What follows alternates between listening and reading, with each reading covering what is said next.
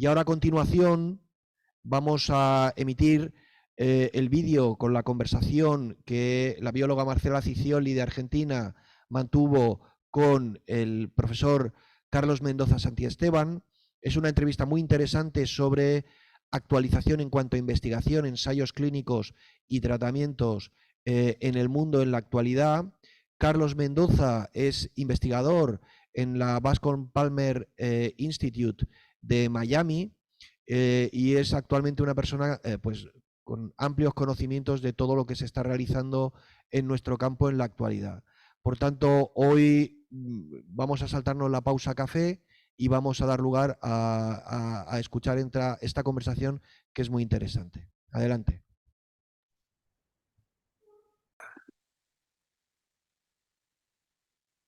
Bueno, listo, sí, ya me está dejando. Bueno,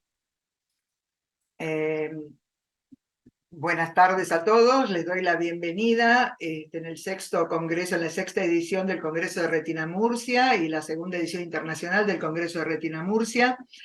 Esta es una sesión que vamos a tener con el doctor Carlos Mendoza Santiesteban, un enorme especialista en distrofias hereditarias de retina, que trabaja en la Universidad de Florida actualmente, pero les voy a contar un poco su trayectoria, mínimamente, porque si no vamos a hablar todo el tiempo de su trayectoria, porque es realmente impresionante, y un gran amigo que realmente agradecemos muchísimo que esté aquí presente, porque justamente como este es un congreso de pacientes para pacientes, la idea es que él nos pueda dar su visión sobre cómo estamos con respecto a las distrofias de retina, con respecto al diagnóstico y especialmente sobre las terapias en marcha y para dónde vamos. El doctor Carlos Mendoza Santiesteban es profesor de oftalmología clínica en el Bascom Palmer Eye Institute, en la Escuela de Medicina, en la Miller School of Medicine de la Universidad de Miami, neurooftalmólogo y oftalmólogo, es director médico de electrofisiología visual en New England Eye Center de Boston y en la Tufts Medical Center, neurooftalmólogo en el Centro de Disautonomía Familiar, el Departamento de Neurología de la Universidad de New York y del New York Langone Medical Center, y presidente y fundador del PanAIRD. Y la primera pregunta es justamente, Carlos, por favor, contanos qué es el PanAIRD, contale a los pacientes de Murcia y del resto de Iberoamérica que están escuchando, qué es el PanAIRD y cuáles son sus objetivos. Oye, Marcela, muchísimas gracias por la invitación a participar en este congreso, hablándole a pacientes. Sabes que es una de mis cosas favoritas y bueno, hacerlo en español para pacientes de España, pues es todo un privilegio. Bueno, el PanAIRD es una organización que comenzamos hace ya algunos años y tú, de hecho, eres miembro fundador de esta organización y la empezamos por una necesidad, yo creo que una necesidad histórica que teníamos especialistas en enfermedades raras de la retina. ¿Qué más? Sí, sí. Pues nada, este grupo de especialistas en enfermedades raras de la retina, que acá son conocidas como enfermedades huérfanas, pues andábamos como huérfanos por el mundo también sin encontrarnos y tuvimos la oportunidad durante un congreso acá en Miami de Bascom Palmer, pues en un curso de electrofisiología, pues conocernos, ponernos de acuerdo y sobre todo darnos cuenta de que teníamos las mismas necesidades y era básicamente tener la oportunidad de un foro común donde intercambiar experiencias, donde discutir casos clínicos, donde actualizarnos en los conceptos actuales del diagnóstico y el manejo de estas enfermedades y así surgió PanAIRD. Por tanto, PanAIRD es ante todo una necesidad de un vacío que se había creado durante años y que además estuvo pues fomentado con el desarrollo de los últimos años de especialidades fundamentales como ha sido la genética en el área de enfermedades raras de la retina y también el desarrollo en áreas de clínica. Por último, el desarrollo de opciones de tratamiento que no existían antes para muchas de estas enfermedades, como la terapia génica, las terapias con células madres, etcétera, pues también le ha dado un impulso y ha hecho que muchas más personas pues se sientan motivados a participar. Y así fue como nos encontramos, así decidimos crear este grupo. Y esto es un grupo esencialmente académico. Es un grupo que nos reunimos semanalmente durante unos 9 meses al año para discutir y aprender de distrofias de retina. Lo hacemos todos los lunes tenemos un ciclo de 3 semanas donde discutimos casos clínicos en una semana, después hacemos una discusión de la literatura científica alrededor de esto y por último en la tercera semana se da una conferencia. Y esto ha resultado ser una fórmula que por ahora no funciona muy bien. Empezamos con unos apenas 30 miembros que nos encontramos en Miami y somos más de 250. Y yo diría que cada lunes hay por lo menos alrededor de entre 30 a 60, a veces más, reunidos pues sistemáticamente, semanalmente discutiendo. Entonces esto es PANAERDI. Y PANAERDI también tiene el objetivo de ayudar a fomentar la investigación en este campo. Y entonces otro de los grandes proyectos que tenemos, ya no solamente el proyecto de aprender o académico, sino también el proyecto de fomentar la investigación. También tenemos la idea de crear becas para subespecialización en el área de enfermedades raras de la retina, y eso ya se está logrando en algunas universidades. Y nada, es un grupo al cual es un privilegio, en mi opinión, pertenecer y con el cual yo en lo personal he aprendido y he crecido muchísimo en los últimos años. Todos aprendemos un montón y además yo creo que cumple una necesidad muy importante de llegar hasta el último rincón, es decir, porque justamente uno de los principales problemas que tenemos en las organizaciones de pacientes en todos los países es la poca cantidad de especialistas en este tipo de patologías. Entonces, por ahí son especialistas que son excelentes en otras áreas, pero que no tienen experiencia en distrofias de retina. Y claro, y ni hablar si además de todo estamos hablando en toda América, por ejemplo, pueblos pequeños o ciudades muy aisladas o centros muy aislados, donde de repente ese mismo especialista que es bárbaro realmente tiene es decir, ve un solo paciente en su vida y de repente se encuentra con un fondo de ojo difícil de identificar, y justamente el hecho de que nos pueda consultar directamente me parece una cosa fantástica porque hace que podamos llegar a gente que, digamos, llegar realmente a poblaciones que si no, no hubieran tenido el acceso. Para los pacientes es imprescindible preguntar, por ejemplo, inicialmente, bueno, fantástico, me diagnosticaron una distrofia de retina.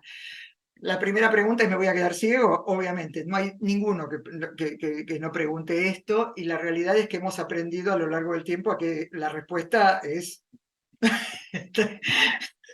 contestalo vos. Y ¿qué hacemos? ¿Cómo enfocamos al paciente que llega a la clínica inicialmente? ¿Por dónde empezamos? ¿Y cómo planteamos lo que tenemos que hacer clínicamente, genéticamente? O sea, ¿por qué tenemos que hacer medicina de precisión? ¿Qué es lo importante en esto? ¿Cómo enfocás vos la atención del paciente? ¿Y cómo tendríamos que trasladarlo para que se haga en todos lados de esa manera? Marce, sin duda alguna, esta especialidad de medicina existe porque existen pacientes afectados con estas enfermedades, y yo creo que eso es un concepto que cualquier profesional que se dedique a este campo, sea médico o paramédico, tiene que tenerlo muy claro. O sea, nosotros estamos aquí para servir pacientes con enfermedades raras, severas, que afectan la visión, algunas de carácter pues permanente y fulminante. Y eso es un concepto que siempre hay que tener claro. Nosotros estamos aquí por nuestros pacientes y los pacientes que están al centro. No es la investigación, no es la academia, es el ser humano sentado frente a nosotros. Cuando yo tengo un paciente que me llega por primera vez, y yo creo que muchos de los que están oyéndonos pues lo experimentaron, es un paciente que llega lleno de miedo, de incertidumbre. Es un drama no solamente para él, sino para toda su familia, que se está enfrentando por primera vez a una situación totalmente inesperada. Y por tanto, el diálogo y la interacción de las dos partes, la parte médica, profesional, el paciente y su ambiente social es crítica, es crítica. Yo creo que la medicina, no solamente en este campo de enfermedades raras, sino en sentido general, ha ido evolucionando en los últimos años. Entonces nosotros los médicos ya no somos más los dioses que dirigimos y dictamos lo que un paciente tiene. Sencillamente somos facilitadores, somos moderadores de un proceso de salud en el cual tenemos que a un individuo hacerle entender qué es lo que está sucediendo, en este caso con su visión, cómo caracterizarla mejor, cómo definirla mejor y por último, cuáles son las opciones para ayudarlo. Cuando yo tengo un paciente que llega a la consulta, pues nada, empezamos por las cosas básicas. A mí me interesa mucho saber su historia personal, su historia familiar. Y cuando digo la historia familiar no me refiero solamente a los pedigrís y los árboles genealógicos que tenemos que hacer, que son muy importantes, incluso saber cosas básicas de qué vives, cómo vives, en qué trabajas, cuál es tu situación social, cuántos hijos tienes, estás casado, quiénes son tus hermanos, cuántos tienes. Y además de estar construyendo, por supuesto, el árbol genético con toda la información que eso nos da, pues también nos estamos enterando de cuáles pueden ser las necesidades más apremiantes de un paciente de este tipo. Si es un paciente que no tiene descendientes, pues ahí la parte del consejo genético va a ser muy importante para que entiendan las probabilidades de sus descendientes para tener la enfermedad. Si es una persona ya de edad avanzada, pues entonces saber cuáles son las características de su familia y cómo el diagnóstico en esa persona impacta a los otros. Entonces el elemento aquí de familia, historia familiar y social es muy importante. Y de ahí sacamos, bueno, los patrones genéticos más comunes que conocemos, que si es una enfermedad de característica dominante o recesiva o ligada al sexo, fundamentalmente. Yo creo que la historia médica del paciente es muy importante. Hay que saber que muchas de estas enfermedades que afectan la retina de manera hereditaria, pues son enfermedades que no son solamente circunscritas al ojo. Le llamamos enfermedades sindrómicas y no sindrómicas. Las enfermedades sindrómicas pues tienen alteración en otros órganos y tejidos fuera del ojo. Y es muy importante conocer cuál es la historia médica personal de ese paciente en general. Y también la historia médica general de la familia, no solamente oftalmológica. Saber si hay historia de enfermedades del riñón, del corazón, del hígado, del cerebro, si hay historia de enfermedades metabólicas. Esto es muy importante.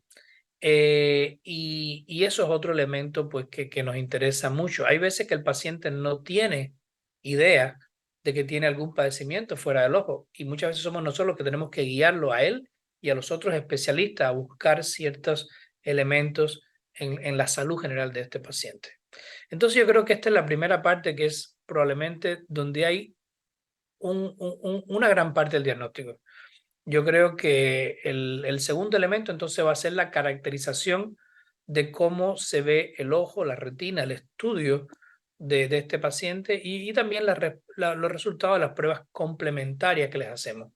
Y a esto le llamamos la caracterización del fenotipo, cómo se ve la retina del individuo y sobre todo cómo funciona la retina del individuo. Y para eso tenemos toda una serie de pruebas que por suerte en los últimos años han progresado mucho.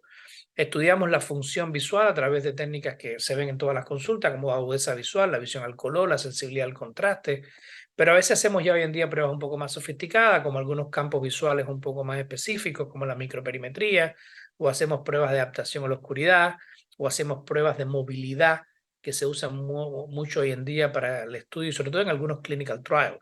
Ese es el estudio de la función visual. Pero también estudiamos la estructura de la retina.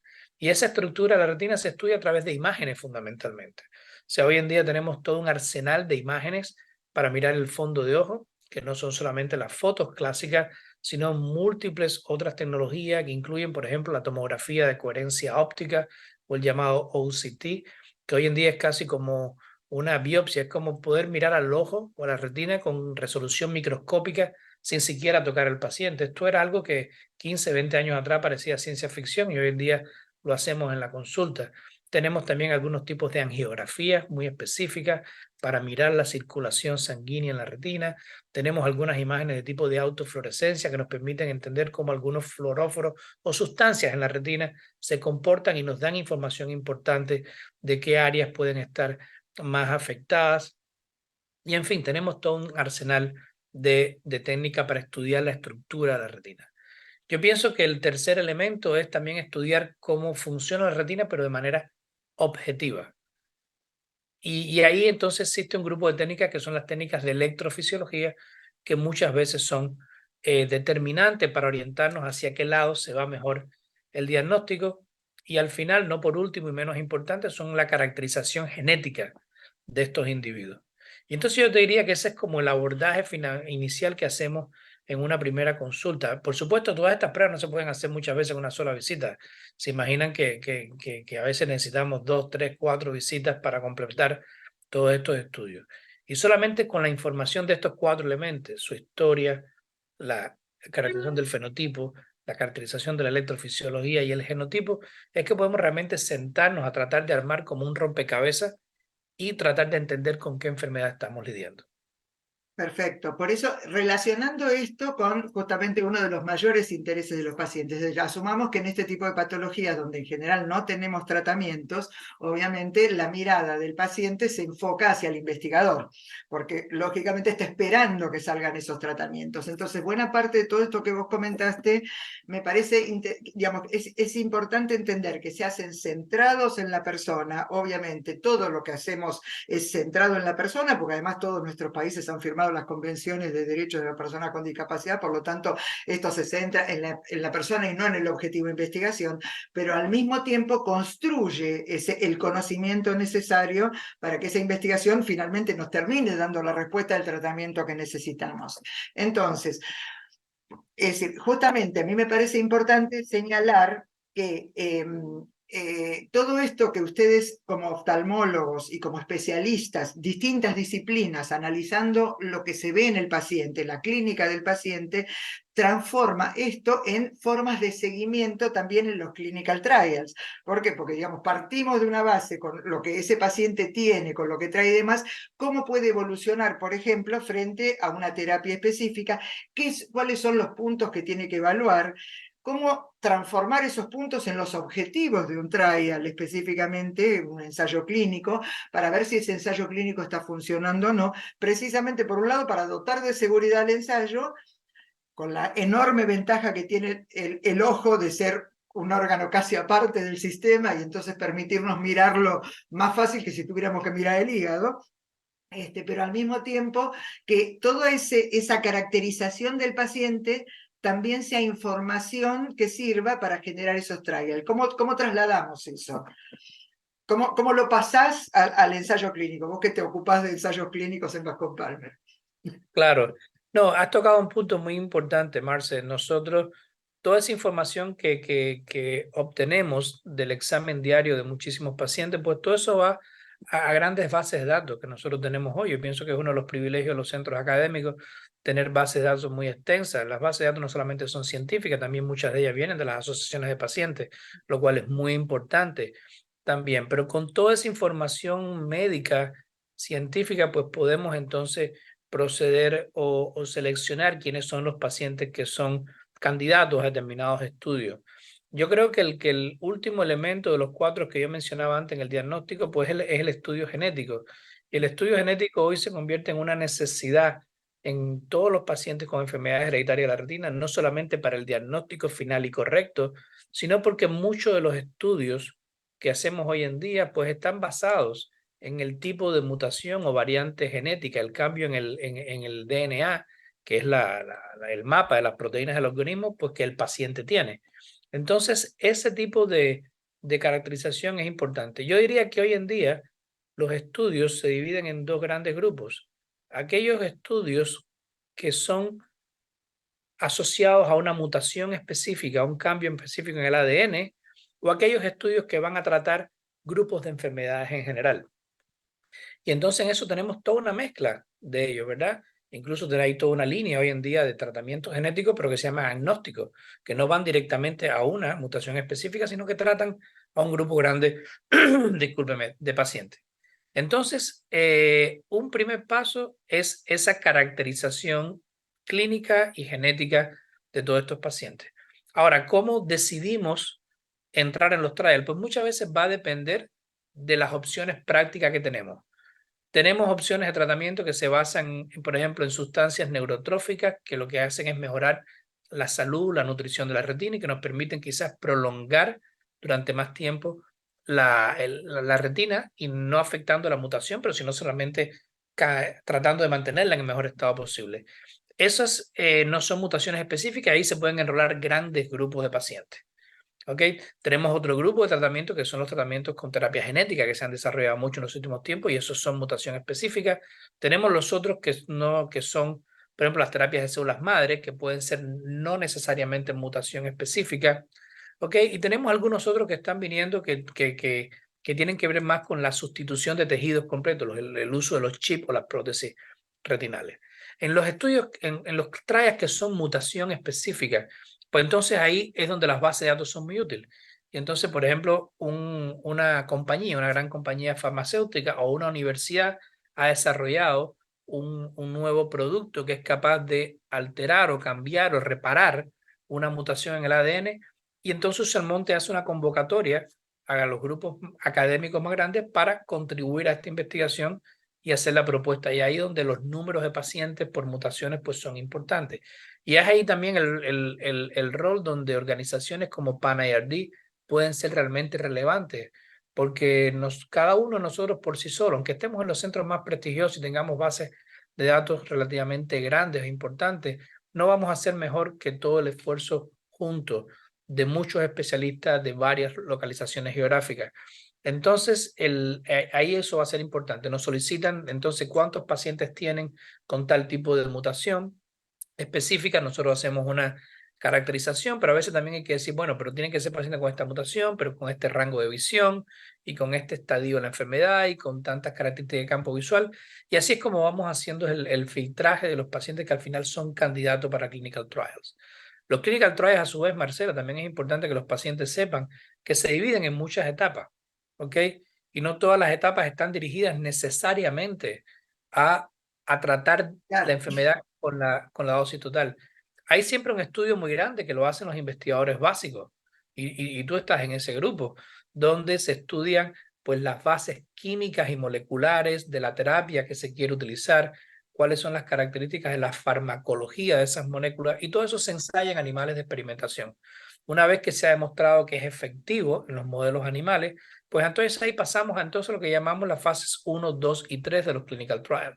Y de hecho las fases 1 y 2 hoy en día casi se mezclan en una sola y tienen que ver más que nada con la seguridad del medicamento, o sea, que no cree pues situaciones de salud peor en los pacientes que las que la enfermedad haya creado. Y la segunda, cuáles son las características del comportamiento y la eficacia de esa molécula que estamos dando, ¿ok? Entonces, esas dos características se buscan en las fases 1 y 2. Y por tanto, las dosis de medicamentos que se usan son por lo general no las dosis que vamos a utilizar al final al tratarlo, sino puede ser un décimo de la dosis, un cuarto de la dosis. ¿Ok? Y ahí chequeamos qué cantidad de lo que ponemos pasa realmente a las células y a los tejidos y cuánto va a la sangre y si algo va al cerebro. Tenemos que tomar muchos parámetros ahí. Solamente en la fase 3 de los estudios es que ya utilizamos las dosis totales de lo que pensamos va a ser el tratamiento final que vamos a utilizar, y entonces ahí ya se busca lo que es la eficacia de ese tratamiento. Y para estudiar la eficacia de ese tratamiento, entonces hay una serie de pruebas que se usan antes y después del tratamiento para validar esto. También muchos de estos estudios se hacen de manera aleatorias y algunas veces con placebo. Quiere decir que algunos pacientes reciben el tratamiento y otros reciben algo que se parece mucho pero que no es, y ni el investigador ni el paciente saben realmente lo que están recibiendo, y solamente un agente externo que no tiene nada que ver con los investigadores ni los pacientes pues analiza los resultados. Y eso es lo que llamamos medicina basada en la evidencia. Y eso es muy importante porque esa es la única manera hoy en día que tenemos realmente de comprobar de que algo que nosotros pensamos sirve, realmente sirve. A veces los investigadores somos muy entusiastas y con resultados en 2 pacientes nos creemos que ya tenemos la solución. Sin embargo, cuando eso lo llevamos a una escala grande de decenas o cientos o miles de pacientes, pues nos damos cuenta a veces que el efecto no es total. Y por último, una vez que ya tenemos un resultado, entonces pasamos ya después de la aprobación por las agencias regulatorias, como puede ser la ENA en Europa o la FDA en los Estados Unidos, pues entonces entramos en lo que se llama la fase 4, que es la fase de vigilancia y ya de estudio generalizado en poblaciones. Entonces, así es como se conducen los estudios y también así es como se seleccionan los pacientes para ello. Bueno, perfecto. Por eso me parece muy importante que se entienda que obviamente que un ensayo clínico es un ensayo que va a responder las preguntas del investigador y que no tiene como objetivo central curar al paciente. O sea, si ya que estamos lo curamos, fantástico, pero muchas veces los pacientes piensan que el hecho de no poder acceder a un ensayo clínico en una fase determinada porque no lo seleccionaron y demás, le impide el acceso a sus posibilidades de cura. Y no es así. O sea, el ensayo clínico necesita responder a determinadas cuestiones minimizando las variables. Entonces, obviamente, una vez que se pasa ya sí a la población general, ahí por supuesto va a poder acceder cualquiera en cualquier condición. Sin embargo, durante el ensayo clínico obviamente es potestad del director del ensayo definir quién va a entrar y quién no, porque lo que necesita es poder responder a esa pregunta inicial. ya que hablaste de todas las fases del ensayo, me parece, digamos, que está bueno, porque tenemos Luxturna circulando por el mundo, que cuentes un poco la experiencia. Vos tenés muchos aplicados en Bascom Palmer, creo que digamos, los pacientes ya conocen algunos pacientes que han tenido la aplicación, y está buenísimo que vos nos cuentes un poco cómo fue esa experiencia, cómo sigue siendo esa experiencia, para arrancar con terapia génica, que en particular es este tipo de ensayo, y después tomamos algunos otros tipos de terapias que se están probando actualmente para que la gente sepa en qué estamos, o sea, qué genes están trabajando, para dónde se está yendo. Todo el mundo quiere saber si le toca, si el suyo está en marcha o qué. No, Marcia, yo creo que habla de Luxturna. Luxturna fue el primer medicamento o el primer producto investigacional que ha sido llevado por todas las fases de estudio y ha sido finalmente aprobado por las agencias reguladoras. Es un producto investigativo, es un producto que hoy en día ya es un medicamento y está dirigido a tratar o a sustituir la mutación patogénica, o no a sustituir, pero a reemplazar la producción de proteína normal por una mutación patogénica en un gen que se llama RPE65, que actúa en la base de la retina a nivel del epitelio pigmentario, completando pues una parte importante del ciclo de los pigmentos visuales. No voy a entrar en los detalles, pero digamos que es muy importante. Entonces, Luxturna fue una gran experiencia porque es un medicamento que tomó unos 15 años o más en desarrollarse desde que se empezaron los primeros trabajos de investigación en la Universidad de la Florida. Luego, un gran grupo de investigadores tomó estas ideas y las desarrolló mucho en la Universidad de Pennsylvania.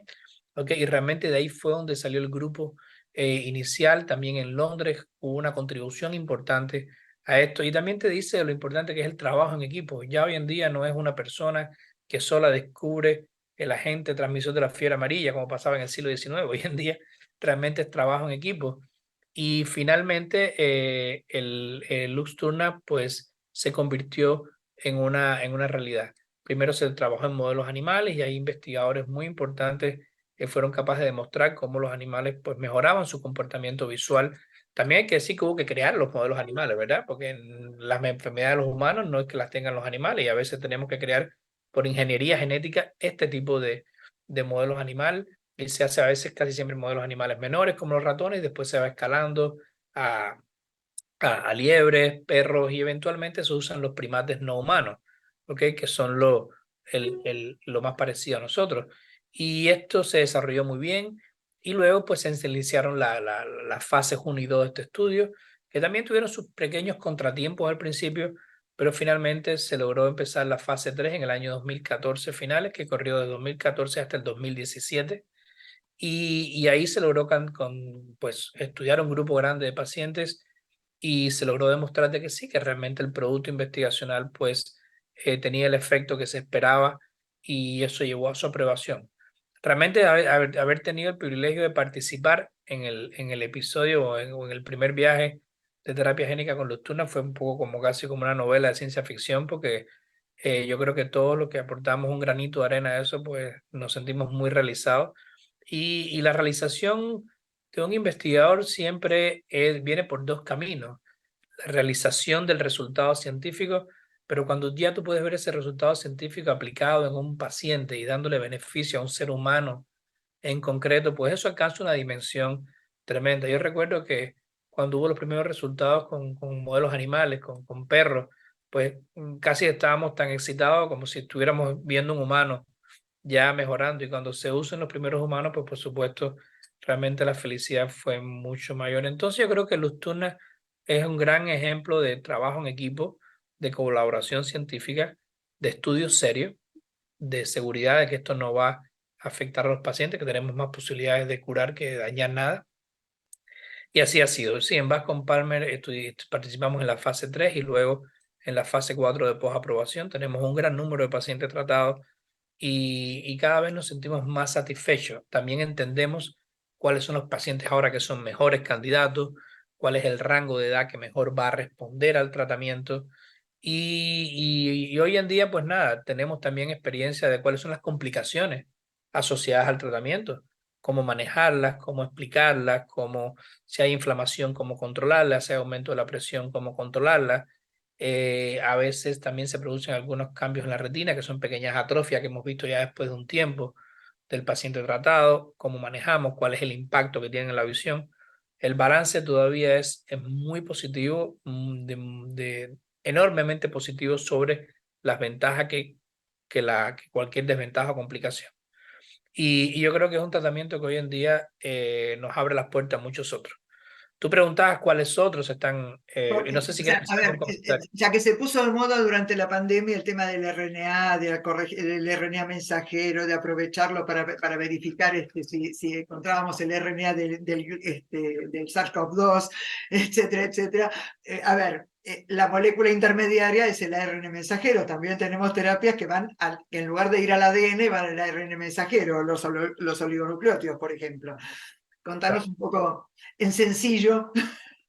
Sí, como dice, es un poco difícil contarlo en sencillo, pero si lo ponemos, tratamos de ponerlo simple, el ADN es el mapa original de las proteínas y ese mapa tiene que ser traducido a proteínas que son con otro tipo de moléculas y el mensaje se transmite del mapa a esa fábrica de proteínas a través de otra molécula que es otro tipo de ácido nucleico, pero en este caso es un ácido ribonucleico y entonces es lo que se llama el ARN mensajero, que en vez de tener una doble hélice como esta que están viendo aquí detrás de mí, pues tiene una sola, ¿ok? Y es el que lleva el mensaje del núcleo hacia los ribosomas, que son las fábricas de proteínas de las células. Y entonces hay genes que son difíciles de tratar en el ADN original. Y entonces, pues una manera intermedia, un poco más fácil de hacerlo, es yendo directamente a este ARN mensajero, que es el que lleva ese mensaje, y ahí alterarlo. Entonces, bueno, varias de las terapias en los últimos años han estado encaminadas a sustituir ese ARN o a corregir ese ARN en su camino del núcleo al ribosoma. Son terapias que son más fáciles de desarrollar, llevan menos tiempo. Una vez que uno tiene el modelo, pues las complicaciones de ese modelo son más predecibles y por tanto acorta el tiempo de desarrollo de las terapias. Pero también hay que tener en cuenta que como no arregla el mapa original, pues entonces hay que estar repitiendo ese tratamiento periódicamente. ¿Okay? Entonces, hoy tenemos varias mutaciones en estudios como mutaciones tipo RHO, mutaciones CEP290, mutaciones RS1 que también se han estado manejando de esta manera, mutaciones EYS que también se han estado intentando corregir de esta manera y algunas otras más también. Entonces, esta es una de las opciones sin duda que es el uso de los ARN de los oligonucleótidos antisentidos para reparar el ARN. Tenemos otras hoy en día también que están basadas, pues básicamente en lo que es darle propiedades de respuesta a células que ya han desaparecido en la retina y, por ejemplo, si pierden los conos y los bastones, pues convertir en fotorreceptores otras células como las células ganglionares o las células bipolares. Y eso es todo un área. Entonces, yo creo que en este caso, perdón, Carlos, te interrumpo esto porque la gente está, o sea, los otros días tuvimos una charla con Nicolás Cuenca también, donde también algo propuso sobre esto, pero bueno, justamente por ahí, para que asocien que era lo mismo, estábamos hablando de esto, que es optogenética, que es una metodología donde se está combinando el uso de la terapia génica, es decir, que la terapia génica no sea el objetivo final, sino la herramienta a través de la cual se logra el objetivo de curar una patología determinada. En el caso de la optogenética en particular, que es un caso que les interesa particularmente, sobre todo a los pacientes que tienen enfermedades avanzadas, donde ya no hay fotorreceptores para tratar. Explicarles un poquito más a ver sobre esto. Claro. No, la optogenética es una idea que viene básicamente de utilizar secuencias de proteínas que son sensibles a la luz, que no existen en los humanos, de hecho no existen en los animales, algunas incluso vienen del mundo vegetal, de las algas, y se toman esas proteínas que responden a la luz y se pueden empaquetar en un virus o se pueden tratar de poner directamente en las células y ellas se integran a las membranas de las células y esas células que antes lo que hacían era recibir el mensaje de otras células jerárquicamente por encima de ellas, como los fotorreceptores, pues ellas ya no necesitan a los fotorreceptores y con esta nueva proteína en su membrana pueden ellas mismas reaccionar a la luz y convertirse en células fotosensibles. Entonces ese es el concepto de la terapia optogenética. Hay solamente 2 clinical trials en este momento en fases 1-2, con resultados que yo creo que son interesantes. Yo no creo que todavía tengamos todos los elementos para decir cuánto pueden llegar a mejorar. No esperamos que sean pacientes que van a recuperar una enorme cantidad de visión, pero que puede ser un paso intermedio entre esto y otros tipos de terapias que van a regenerar tejido, idealmente en un futuro.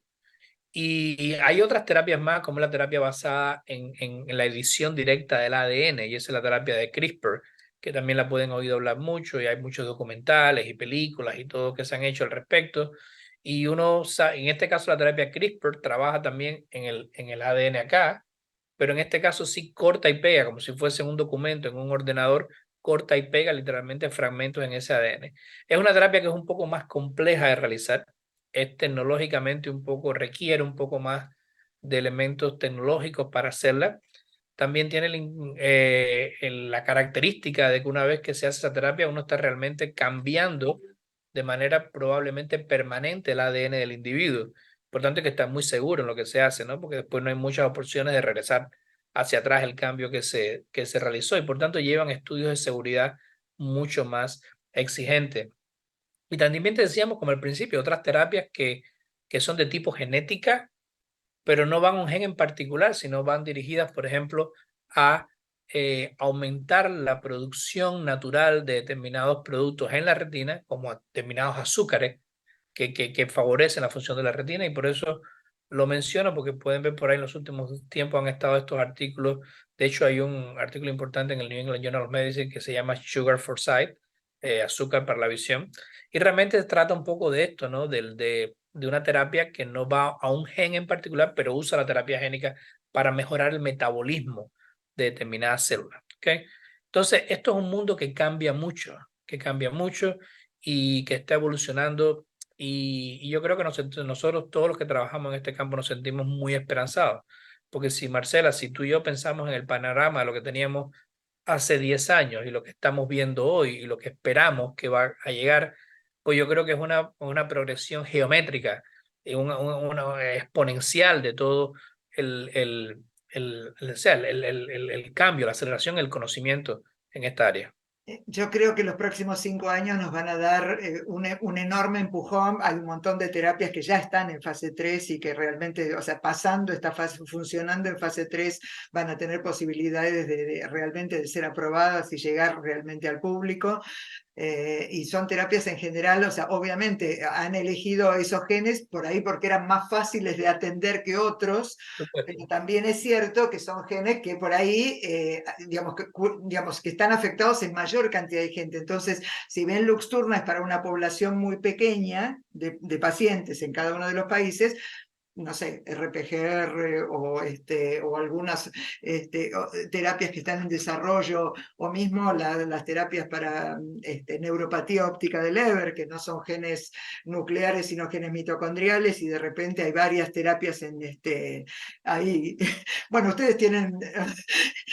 Claro, no, y es bueno que menciones eso, porque mira, por ejemplo, yo creo que RPGR es uno de los genes que próximamente va a tener una terapia aprobada. Okay, hubo un primer ensayo que falló, pero falló por un diseño quizás no correcto, más que porque no hubiera respuesta al tratamiento. Claro.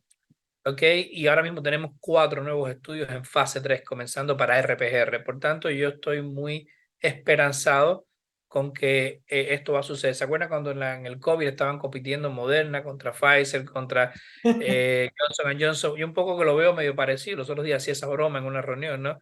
De que yo creo que ahora sí va a salir probablemente una terapia que ya pueda ser demostrada efectiva para RPR, coroideremia. También yo creo que es otra enfermedad que va a tener algo pronto. Yo creo que acromatopsia, a pesar de algunos tropiezos iniciales, se está comportando mucho mejor, y al menos algunas de las variantes yo creo que también van a tener aprobación. No tanto retinosquisis, muy difícil de manejar por las características de la enfermedad, pero también hay 2 trials nuevos empezando en fase 3. O sea, que yo creo que ahí tenemos un grupo de enfermedades que van a estar probablemente con opciones de tratamiento, como dices tú, en los próximos 5 años. Bueno, la verdad es que la idea era más o menos que nos dieras un panorama, que explicaras esto. Espero que medianamente, digamos, o sea, a ver, sos clarísimo explicando. Para nosotros siempre es un placer escucharte. Espero que todos los pacientes que estén escuchando esto también, o sea, sientan el entusiasmo que sentimos al escucharte, porque la realidad es que yo sé que, bueno, para vos es la pasión de tu vida, pero para nosotros es la vida de los Claro. nuestros. Entonces, obviamente para nosotros también es una pasión. Y la realidad es que es central que justamente la idea de pasear un poco por estas preguntas, desde lo humano hasta lo científico, tiene que ver, por lo menos para una organización de pacientes o para organizaciones de pacientes, como somos en Retina Iberoamérica y Retina Murcia, Retina Argentina y todas las organizaciones de pacientes que estamos trabajando con los pacientes directamente, es fundamental que se unifiquen la genialidad científica, que es necesaria, absolutamente necesaria. A alguien se le tienen que ocurrir las ideas brillantes, pero se tienen que unir a personas con la empatía necesaria para entender qué es lo que le pasa a la persona que está del otro lado, entenderlo y acompañarlo, ¿no? O sea, el viejo axioma de que cuando, a lo mejor el médico no puede tratar, pero siempre puede acompañar. Y entonces eso, que para nosotros es central, porque realmente necesitamos eso para los pacientes, para nuestras familias, yo te agradezco enormemente, porque tengo clarísimo que eso se pasa en tu práctica diaria. Tengo clarísimo que en todo el grupo que tratamos de formar esto pasa en forma permanente, y que esto sea central para todos, creo que es fundamental para los pacientes. Así que bueno, te agradezco un montón la charla. Realmente espero que para todo el mundo sea igualmente provechoso, pero realmente me parece extraordinario que tengamos la posibilidad de escucharte hablando de estas cosas. Muchísimas gracias, Carlos. Bien, encantadísimo haber estado acá, Marce, y yo creo que el último comentario sería que yo soy uno más de un ejército, ¿ok? O sea que tenemos muchísimos profesionales muy capacitados, de los cuales yo me siento profundamente orgulloso y afortunado de llamarles mis amigos dentro del Pan Early. Entonces yo creo que cualquiera de nosotros pues, puede también motivarlos y explicarles alrededor de estas enfermedades, tanto como lo he hecho yo. Que Bueno, tengan un buen día, ¿ok? te agradezco muchísimo.